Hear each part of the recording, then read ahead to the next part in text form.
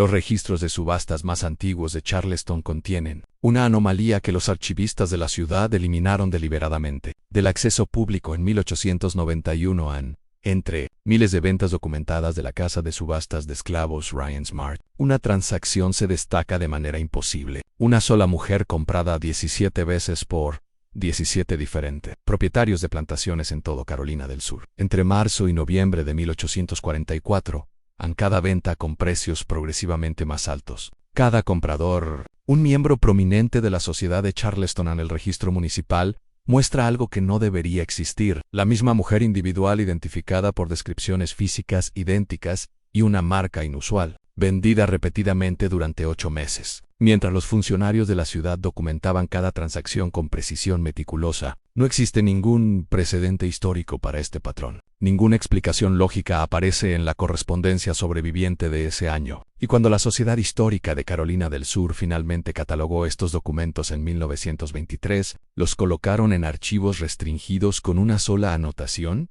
requiere aprobación del gobernador para acceder. Interés público en juego. Antes de continuar con la historia de lo que ocurrió en Ryan Smart en 1844, quiero invitarte a suscribirte a este canal y activar la campana de notificaciones, para que nunca te pierdas historias como esta. Y cuéntame en los comentarios desde qué estado nos escuchas. Me encanta saber desde dónde nuestra audiencia descubre estos capítulos olvidados de la historia estadounidense ahora. Examinemos lo que esas 17 transacciones realmente revelan sobre la oscuridad que consumió a la élite de Charleston ese año. La primavera de 1844 trajo un clima inusual a Charleston, una neblina persistente que se deslizaba desde el puerto cada mañana y permanecía hasta después del mediodía, envolviendo las estrechas calles de la ciudad en un silencio gris y húmedo. Las casas de subastas a lo largo de Chalmers Street operaban sin importar las condiciones, con sus ventas diarias continuando con regularidad, tal como lo habían hecho durante décadas. En Ryan Smart se encontraba entre las más prestigiosas, un edificio de ladrillo de 3 pisos, donde los plantadores más ricos de Carolina del Sur venían a adquirir mano de obra para sus vastas plantaciones de arroz y algodón. Thomas Gadsden administraba Ryan Smart con la precisión de un banquero, profesión que había ejercido antes de entrar al negocio de las subastas.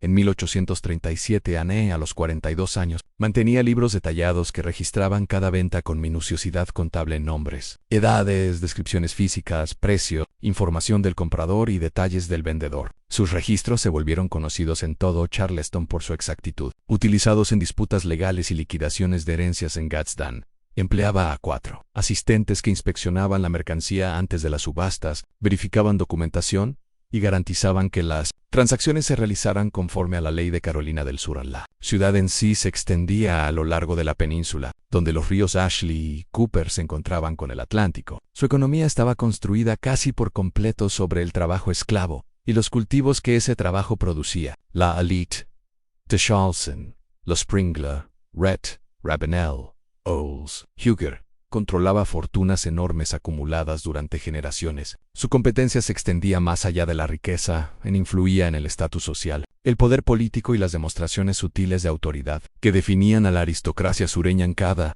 primavera llegaba la temporada de siembra, y con ella los plantadores que buscaban expandir sus operaciones o reemplazar trabajadores perdidos por enfermedad, lesiones o la brutal matemática de la mortalidad inherente al sistema. El 19 de marzo llegó con esa neblina característica, y con ella, un vendedor que Gadsden nunca había visto antes. El hombre se identificó como Nathaniel Claiborne, un intermediario que representaba una propiedad de Savannah. Trajo papeles que documentaban la propiedad de una mujer que, según afirmaba, había trabajado como servidumbre doméstica y que ahora se vendía debido a la disolución del patrimonio. La mujer se mantenía apartada de los demás que esperaban ser vendidos ese día. Su porte sugería un nivel de educación inusual para una persona esclavizada. Su expresión cuidadosamente neutral revelaba un control practicado. Gadsden registró sus detalles en su libro con la precisión habitual. En aproximadamente 28 años de edad, alfabetizada, con experiencia en administración doméstica, fluida en francés, experta en costura, trabajo y música, con una marca de nacimiento inusual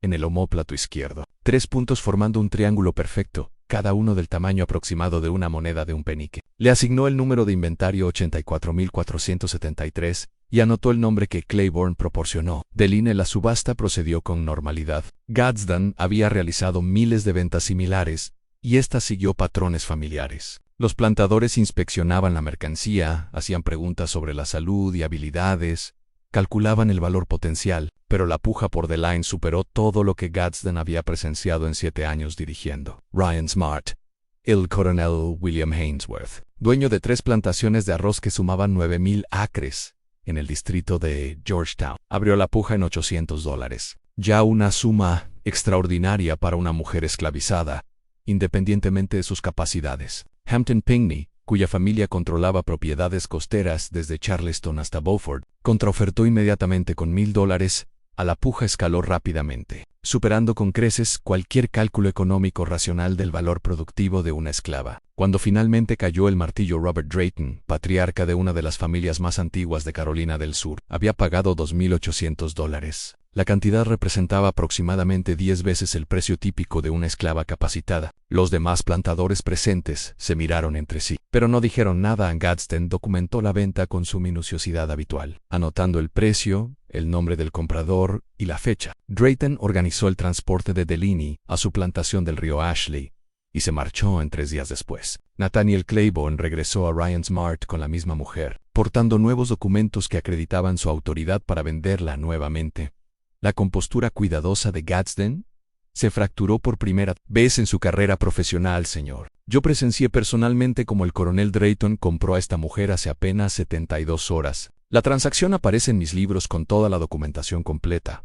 A la expresión de Claiborne permaneció plácida, casi divertida. Ahora represento los intereses del señor Drayton. Las circunstancias han cambiado respecto a su adquisición. La venta fue legal, pero el señor Drayton ha decidido que ella no se ajusta a los requisitos de su hogar. Me ha autorizado a manejar su reventa.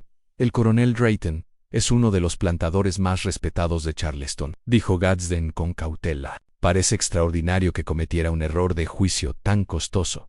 Aún así, Claiborne colocó los papeles sobre el escritorio de Gadsden. Todo está en orden. Encontrará la firma del señor Drayton, autorizando la reventa, debidamente presenciada y notariada, a menos claro que esté sugiriendo que existe alguna irregularidad en la documentación. Gadsden examinó los documentos. Parecían legítimos. La firma distintiva de Drayton, el lenguaje legal adecuado, un sello notarial que reconocía de otras transacciones. La situación no violaba ninguna ley. Los esclavos eran propiedad, y la propiedad podía venderse repetidamente si los dueños así lo deseaban.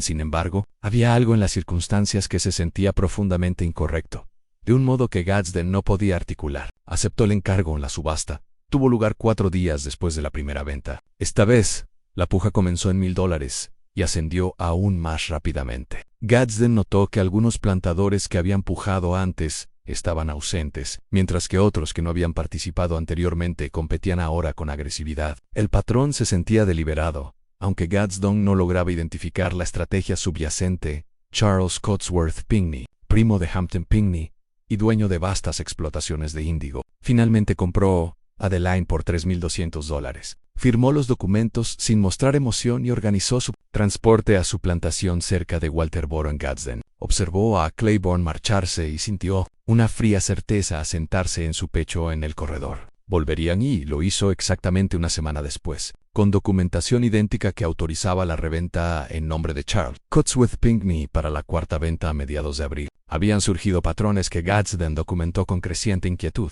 Cada comprador era un plantador prominente con reputación impecable. Cada uno pagaba sustancialmente más que el comprador anterior. Cada uno autorizaba la reventa a través de Claiborne pocos días después de la adquisición, citando una vaga falta de adecuación para las necesidades de sus hogares, y cada transacción era perfectamente legal, con documentación que resistía el escrutinio cada vez más suspicaz de Gadsden.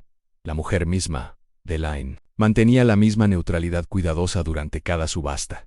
Respondía preguntas educadamente cuando se le hablaba, permanecía de pie con una dignidad silenciosa durante las inspecciones, y no mostraba reacción alguna ante los precios que aumentaban o la repetición absurda de sus ventas. Gadsden encontraba su compostura más inquietante que cualquier muestra de angustia. Parecía esperar este patrón, como si la imposibilidad de su situación fuera exactamente lo que debía ser. Las casas de subastas de Charleston operaban dentro de una comunidad donde la información viajaba rápido, a pesar o tal vez debido a las jerarquías sociales, construidas sobre la discreción y las apariencias cuidadosamente mantenidas. Gadsden comenzó a escuchar susurros sobre las ventas repetidas, aunque nadie hablaba directamente de lo que estaba ocurriendo. Otros administradores de subastas hacían preguntas casuales sobre su negocio. Los intermediarios y agentes, que normalmente competían por consignaciones, evitaban Ryan Smart cuando Claiborne estaba presente. Para la sexta venta, a principios de mayo, Gadsden notó algo más. Los plantadores que compraban a Delaney estaban cambiando de manera sutil. Robert Drayton, quien había hecho la primera compra, ahora rara vez aparecía en la sociedad de Charleston. Su esposa había dejado su plantación en el río Ashley para quedarse con su familia en Columbia, alegando problemas de salud. Charles Cotsworth Pinckney, el segundo comprador, había dejado sus actividades habituales en la Charleston Library Society y los bailes de la St. Cecilia Society. El tercer comprador, Augustus Hugh, había despedido a su capataz y estaba gestionando personalmente las operaciones de su plantación. Por primera vez en 20 años, rechazando recibir visitantes sin que los precios seguían aumentando. En julio, Delaney se vendió por $6,000 a Theodore Goyard, una cifra tan astronómica que equivalía a 6 trabajadores varones de campo capacitados o 3 años de ganancias, promedio de una plantación de tamaño mediano. Los libros de Gadsden documentaban cada transacción con la misma precisión metódica, pero él había comenzado a agregar anotaciones privadas en un diario separado que mantenía bajo llave en su escritorio. Los compradores no están actuando de manera racional, escribió tras la novena venta en agosto. Pujan entre sí con una intensidad que trasciende la lógica económica. He visto a hombres que normalmente son negociadores astutos abandonar toda contención. Parecen obligados a comprarla sin importar el costo, como si fueran impulsados por algo más allá del simple deseo de adquirir propiedad valiosa. Lo que Gadsden no podía documentar en sus libros oficiales eran las conversaciones que comenzó a tener en privado con otros administradores profesionales de Charleston, factores que manejaban negocios de plantaciones, abogados que redactaban contratos de venta, banqueros que otorgaban crédito para compras de esclavos. Cada uno había notado anomalías similares ese año. Aunque ninguno podía explicarlas, Hampton Pinckney vino a verme el mes pasado solicitando un préstamo contra su propiedad, le dijo Jonathan Wilmot, un banquero prominente de Charleston, durante una cena en el Charleston Club. Wilmot habló en voz baja, consciente de que incluso mencionar tales asuntos violaba la discreción esperada en su círculo social. Nunca ha necesitado crédito antes. Las propiedades de su familia generan enormes ingresos anuales, pero de algún modo había agotado su capital líquido y necesitaba $15,000 de inmediato. Cuando pregunté sobre las circunstancias, se alteró. Insistió en que era un asunto privado. Concedí el préstamo debido al prestigio de su familia, pero la situación me inquietó. Un hombre de su riqueza no requiere de repente ese tipo de crédito de emergencia sin una causa significativa. ¿Mencionó que agotó sus fondos?, preguntó Gadsden. Wilmot miró alrededor del comedor. Antes de responder, mencionó haber hecho una inversión que no produjo los rendimientos esperados. Dijo que necesitaba recuperar pérdidas de un negocio que había resultado inadecuado. Esas fueron sus palabras exactas: a inadecuado. La misma palabra que aparecía en las autorizaciones de reventa que Claiborne llevaba a Ryan Smart. Gadsden comenzó a investigar más activamente, aunque no estaba seguro de qué estaba investigando ni por qué le importaba. Las transacciones eran legales, los compradores participaban voluntariamente. Ninguna ley estaba siendo violada. Sin embargo, el patrón parecía una violación de un orden más profundo, algo fundamental en cómo debería funcionar el mundo. En septiembre, Gadsden tomó una decisión que reconocía podría destruir su reputación profesional. Contrató a un agente de investigaciones privadas, un exalguacil de Charleston llamado David Brunson, que ahora realizaba investigaciones discretas para abogados y empresarios que necesitaban obtener información con sigilo. Quiero que averigües qué sucede después de cada venta, le dijo Gadsden a Brunson, entregándole copias de las entradas de su libro Mayo R. Contacta a los compradores, si puedes hacerlo sin llamar la atención. Averigua qué los llevó a revenderla. Aprende lo que puedas sobre sus experiencias con esta mujer. Brunson trabajó durante 3 semanas, viajando a plantaciones por todo el Carolina Low Country, hablando con capataces, personal doméstico y ocasionalmente con los propios plantadores bajo diversos pretextos. Lo que reportó confirmó la creciente sospecha de Gadsden de que algo profundamente incorrecto estaba ocurriendo. No uno solo de los plantadores la mantuvo más de 5 días, dijo Brunson, extendiendo sus notas sobre el escritorio de Gadsden después de horas, cuando la casa de subastas estaba vacía. La mayoría la envió de regreso a Charleston en 48 horas. Hablé con el capataz de Augustus Hughes, un hombre llamado Price, que ha trabajado en esa plantación durante 30 años. Dijo que Hughes compró a la mujer con instrucciones específicas. Debía trabajar en la casa principal, atendiendo personalmente a la señora Hughes. Pero la primera noche ocurrió algo en Price. No sabe qué. Solo sabe que Hughes salió de la casa al amanecer. Hizo que la confinaran en la cabaña del capataz y envió un mensaje a Charleston ese mismo día. Para organizar su reventa, Huger explicó por qué, preguntó Gadsden. Jiyuki era inadecuada. Exactamente esas palabras otra vez. Price me dijo que nunca había visto al señor Huger lucir como esa mañana. Dijo que parecía haber envejecido 10 años de la noche a la mañana, y no quiso discutirlo más. Brunson consultó sus notas. Theodore Galliard la mantuvo 3 días. Su criado personal, un hombre llamado Marquez, que ha estado con la familia Galliard desde que Theodore nació, me dijo que el señor Galliard se encerró en su estudio con la mujer durante horas esa primera noche. Marquez escuchó conversación, no voces elevadas, no conflicto, solo hablar, hora tras hora. Cuando el señor Galliard finalmente salió, parecía, en palabras de Marquez, como si hubiera visto al mismísimo diablo. Arregló su retorno inmediato a Charleston. Relatos similares surgieron de cada comprador. Ninguno quiso discutir detalles. Todos usaron variaciones de la misma explicación, inadecuada para sus necesidades, y todos parecían fundamentalmente alterados por lo que hubiera ocurrido durante su breve posesión. «Hay algo más», dijo Brunson. «Estuve investigando a este corredor Nathaniel Claiborne. No encuentro ningún registro de que haya trabajado en Savannah ni en ningún otro lugar de Georgia antes de marzo de este año. No hay registro comercial, ni propiedades, ni conexiones familiares que pueda rastrear. Es como si hubiera aparecido específicamente para manejar estas ventas y no existiera para ningún otro propósito». «¿Has intentado localizarlo entre ventas?», preguntó Gadsden. «Se hospeda en una pensión en Queen Street cuando está en Charleston, pero varias veces he vigilado el lugar y nunca lo he visto entrar o salir. La dueña dice que paga por adelantado, se mantiene al margen y que rara vez lo ve, y aún así, de alguna manera, siempre está presente cuando se programa otra venta en Gadsden». Miró sus libros, con su meticulosa documentación de eventos imposibles. «¿Y sobre la mujer? ¿Supiste algo de su pasado?». La expresión de Brunson se volvió preocupada. «Ahí es donde las cosas se vuelven realmente extrañas. Encontré la finca en Savannah que Claiborne afirmó representar la finca Beaumont, propiedad de una familia que hizo su fortuna en el negocio del algodón. La finca fue disuelta a principios de 1844, exactamente como Claiborne dijo, pero cuando examiné en los registros de su propiedad, no aparece ninguna referencia a una esclava llamada Deline ni a nadie que coincida con su descripción en sus bienes al momento de la disolución. De hecho, el inventario final de la finca Beaumont, presentado ante el tribunal del condado de Chatham, muestra solo 11 esclavos en total, todos hombres trabajadores del campo que fueron vendidos a varios compradores en enero de ese año. Ya entonces, ¿de dónde vino ella? No lo sé», admitió Brunson. «He buscado en los manifiestos de esclavos de los barcos que llegaron a Savannah y Charleston durante los últimos 2 años. Nada. He revisado ventas patrimoniales y registros de subastas en toda Georgia y Carolina del Sur. Nada coincide con su descripción ni con esa marca de nacimiento inusual que mencionó. Es como si simplemente hubiera aparecido con Claiborne en marzo con documentación falsificada que de algún modo supera el escrutinio legal, a pesar de estar completamente fabricada». Antes de que Gadsden pudiera responder, escucharon pasos en el pasillo fuera de su oficina. Ambos hombres se quedaron inmóviles. La casa de subastas debería haber estado vacía. Gadsden había enviado a sus asistentes a casa horas antes, y él mismo había cerrado la entrada de la calle con llave. La puerta se abrió sin tocar a Nathaniel. Claiborne estaba en el umbral, con su expresión tan serena como siempre.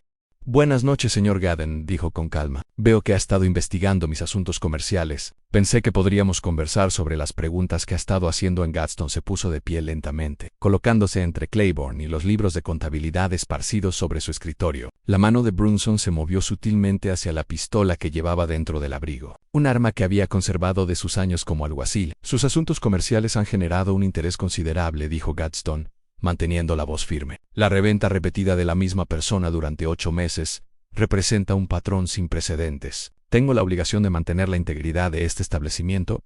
Ha cumplido esas obligaciones». «Admirablemente», respondió Claiborne. «Cada transacción ha sido debidamente documentada. Cada requisito legal ha sido cumplido. No tengo conocimiento de ningún estatuto o regulación que limite cuántas veces una propiedad puede ser revendida. La ley puede permitirlo», dijo Gadsden con cautela. «Pero los patrones sugieren algo más allá de una actividad comercial normal. Los compradores son todos hombres prominentes que han sufrido consecuencias significativas por sus compras. Varios han experimentado serias dificultades financieras. Otros se han apartado de la sociedad. He documentado cambios de comportamiento que sugieren que estas transacciones implican más que simple insatisfacción con una compra. Claiborne avanzó más dentro de la oficina, y Gadsden notó por primera vez cómo el hombre parecía absorber la luz en lugar de reflejarla, una cualidad que lo hacía parecer menos sustancial de lo que debería, como si existiera ligeramente fuera de fase con su entorno. Señor Gaden, usted es un hombre cuidadoso, mantiene excelentes registros, sigue los procedimientos con precisión. Estas son cualidades admirables en su profesión, dijo Claiborne, con un tono conversacional casi amistoso, pero está haciendo preguntas cuyas respuestas no le resultarán satisfactorias. Las transacciones continuarán. Quedan 2 ventas más por completarse. Le sugiero que las documente como ha hecho con las otras y permita que los acontecimientos sigan su curso natural. 2 ventas más, repitió Gadsden. Habla como si esta secuencia tuviera un final predeterminado. Todo tiene un final, señor Gaden. Algunos finales están más cuidadosamente planeados que otros. Brunson dio un paso adelante, su mano ahora descansando abiertamente sobre la pistola. Fui alguacil durante 12 años. He investigado fraudes, falsificaciones, conspiraciones. La documentación que presenta está falsificada. La mujer que está vendiendo no tiene origen legítimo en ningún manifiesto de esclavos ni en ningún registro patrimonial. Sea lo que sea que usted esté haciendo, opera fuera de los límites legales, sin importar cuán apropiados parezcan sus papeles legales, dijo Claiborne pensativo. Dígame, señor Brunson, ¿cuántos miles de seres humanos han sido comprados y vendidos en Charleston durante el último siglo? ¿Cuántas familias separadas? ¿Cuántas vidas destruidas? Todo dentro de límites perfectamente legales. A la ley ha demostrado ser notablemente flexible respecto a quién puede ser considerado propiedad. Mis actividades existen muy dentro de esa flexibilidad. No está respondiendo la pregunta fundamental, dijo Gadsden. ¿De dónde vino? ¿Y qué le sucede a los hombres que la compran? La expresión de Claiborne cambió ligeramente. La primera emoción real que Gadsden había visto en él, algo que podría haber sido satisfacción o quizá simplemente el reconocimiento de que ciertas verdades ya no podían ser evitadas. Lo que ella es, dijo Claiborne lentamente, es exactamente lo que la élite de Charleston siempre ha deseado. Una adquisición que demuestre riqueza, gusto y poder. Alguien educada, talentosa, hermosa, propiedad que eleva el estatus del dueño simplemente por poseerla. Los hombres que la han comprado querían precisamente eso. Compitieron entre ellos no solo por su labor o habilidades, sino por el prestigio de la propiedad. Eso no explica el patrón, insistió Gadsden. ¿No explica por qué todos la revenden de inmediato o no lo explica? Claiborne inclinó ligeramente la cabeza. Considere lo que ocurre cuando la adquisición se convierte en realidad. Cuando estos hombres, pilares de la sociedad de Charleston, dueños de vastas propiedades construidas enteramente sobre trabajo esclavo, se encuentran solos con una propiedad que ahora controlan completamente. Propiedad que puede hablar, razonar, cuestionar. Propiedad que sabe cosas sobre ellos en sus deudas, sus secretos, sus crueldades, sus miedos, las formas específicas en que construyeron sus fortunas mediante métodos que los avergüenzan en la oscuridad antes del amanecer. Aun cuando los defienden públicamente a la luz del día, en la oficina quedó en silencio, excepto por el sonido distante de los carruajes en la calle. Ella les habla, dijo Brunson en voz baja. De eso se trata. Ella les dice cosas. Ella conversa con ellos, corrigió Claiborne, sobre historia, filosofía, los cálculos particulares necesarios para valorar a los seres humanos como ganado, las decisiones específicas que llevan a un hombre a comprar a otro ser humano y llamarlo necesidad económica, el precio moral exacto de construir riqueza a través del sufrimiento. Está extremadamente bien educada, ¿ve? Puede discutir estos temas con una profundidad considerable. Gadsden sintió una capa de hielo formarse en su estómago. Y después de estas conversaciones, la envían de vuelta, confirmó Claiborne, porque continuar poseyéndola se vuelve insoportable, porque cada momento en su presencia los obliga a enfrentar verdades que han evitado toda su vida, porque ella representa un espejo al que no pueden mirar. Así que la revenden con pérdidas, a menudo pérdidas sustanciales, solo para escapar de esa confrontación, pero el siguiente comprador no lo sabe. Exacto, finalizó Claiborne. El dueño anterior no explicará lo que ocurrió, no puede explicarlo. Realmente, ¿cómo le dices a otro hombre de tu misma posición social que compraste a una esclava, que destruyó tu paz mental simplemente por existir en tu hogar? ¿Cómo admites un nivel de debilidad así? Así que cada comprador entra en la transacción con la misma arrogante confianza que su predecesor. Cada uno cree que será diferente y cada uno descubre la misma verdad. Esto es algún tipo de venganza, dijo Gadsden. Contra los plantadores de Charleston específicamente. Venganza implica IRA, respondió Claiborne. Esto es simplemente educación. una demostración de ciertos principios. Los hombres que la compran aprenden exactamente lo que significa poseer a otro ser humano, no en términos económicos abstractos, sino en la realidad íntima y específica de esa relación. La mayoría de la gente nunca contempla realmente en qué está participando. Ella garantiza que estos hombres lo contemplen a fondo. En la mano de Brunson se tensó. Alrededor de su pistola podría arrestarlo ahora mismo, llevarlo ante un magistrado, obligarlo a explicar estas actividades ante las autoridades. Podría intentarlo, respondió Claiborne con calma, pero explique exactamente qué crimen se ha cometido. Cada venta ha sido legal, cada documento lo suficientemente auténtico como para pasar el escrutinio de hombres cuya profesión consiste en examinar tales documentos. No ha habido violencia, no se han hecho amenazas. Yo simplemente he facilitado transacciones entre compradores y vendedores dispuestos. Si los compradores posteriormente lamentan sus adquisiciones, ese es un asunto privado entre ellos y sus conciencias.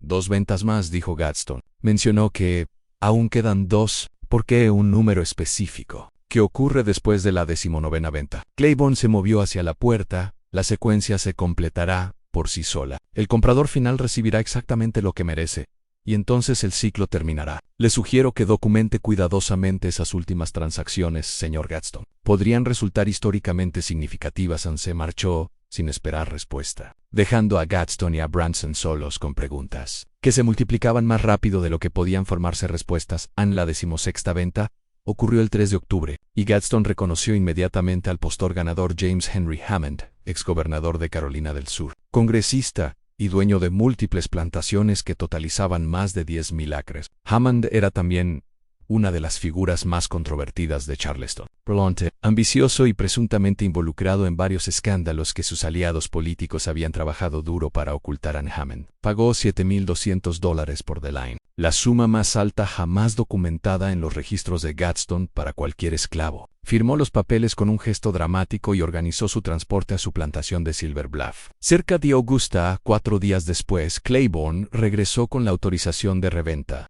Pero esta vez algo irritable. La compostura habitual del factor se había fracturado ligeramente en señales sutiles de tensión alrededor de los ojos. Una rigidez en la mandíbula que sugería estrés, o tal vez anticipación. El señor Hammond descubrió que ella era extremadamente inadecuada para su hogar, dijo Claiborne, colocando los papeles sobre el escritorio de Gadsden. Ha autorizado su reventa inmediata sin ningún requisito de precio mínimo. Gadsden examinó la documentación y notó que la firma de Hammond parecía apresurada. Las letras desiguales, como si la mano que las había escrito hubiera estado temblando. En los márgenes había anotaciones adicionales, cálculos tallados, cifras corregidas, notas que parecían intentos de cuantificar algo que se resistía a ser cuantificado. ¿Qué le dijo ella?, preguntó Gadsden en voz baja.